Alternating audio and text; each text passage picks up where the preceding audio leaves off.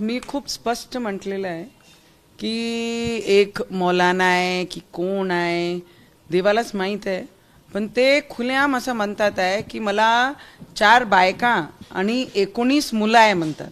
आणि मला त्या गोष्टीची लाज वाटते की माझं कोरम 19 मुलांचं जे मला पाहिजे होते ते 30-35 मुलं पाहिजे होते आणि ते कोरम मी पूर्ण करू शकलो नाही म्हणे.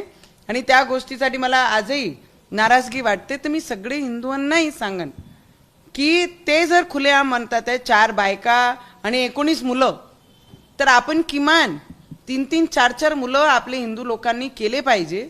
या ज्या पद्धतीने डॉमिनेट करण्याचा प्रयत्न करत आहे बोलून, तर मला वाटते की आपणही हिंदुस्थानमध्ये या भूमीमध्ये जन्माला आलो आहे. त्यांचा विचार आहे या हिंदुस्थानाला पाकिस्तान बनवण्याचं. एवढे संख्याने पोरं मुलं पैदा करून तर आपण एक एक मुलांवर का संतुष्टी करत आहे? 4-4, 3-3, 4-4 मुलं आपणही सुद्धा केले पाहिजे. त्याच्यामध्ये काही दुम्मत आपण कोणी ठेवली नाही पाहिजे.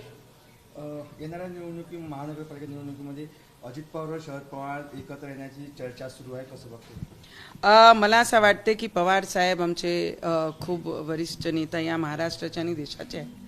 त्यांच्या बाबतीत आणि अजितदादा आणि हे सगळे परिवार आहे.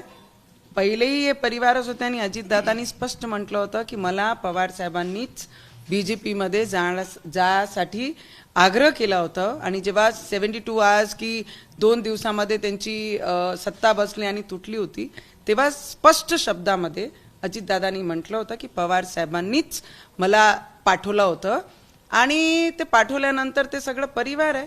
कधी ना कधी तर परिवार एक होतेच आणि ते झाले तर चांगलंच आहे. मनसे आणि सेनेची सुद्धा युती उद्या होणार अशी घोषणा होणार असं चर्चा सुरू आहे. उद्धव ठाकरे तर मजबुरीचं नाव जनाब उद्धव ठाकरेजी झालेले आहे. त्यांना आता जे नगर परिषद नगरपंचायतचे जे निकाल लागले पूर्ण महाराष्ट्रामध्ये, एकही ठिकाणी ते त्यांचेच कार्यकर्त्यांसाठी बाहेर निघाले नाही. आणि जे सीटा आहे तिथून स्पष्ट होत आहे की उद्धव ठाकरेजींची परिस्थिती या महाराष्ट्रामध्ये काय झाली आहे. आणि त्याच पद्धतीने कितीही त्यांनी कोणीही सोबत आला तरी त्यांची परिस्थिती जे महाराष्ट्रामध्ये नगराध्यक्ष नगरपंचायतमध्ये जे निकाल त्यांच्या बाजूनी आला तिच्यापेक्षाही बदतर परिस्थिती पूर्ण मुंबईमध्ये राहणार आहे. आणि मुंबईमध्ये हा आमचा भगवा आणि कमळ इथंच झेंडा लागणार आहे. राज्यामध्ये महायुतीत अजित पवारचा गट एकत्र आहे, मात्र अमरावतीमध्ये अजित पवारचा गट जो आहे तो वेगळा लढण्याची शक्यता आहे. त्यांनी असं सांगितलं पण आहे. कशा प्रकारे युती असणार अमरावतीमध्ये?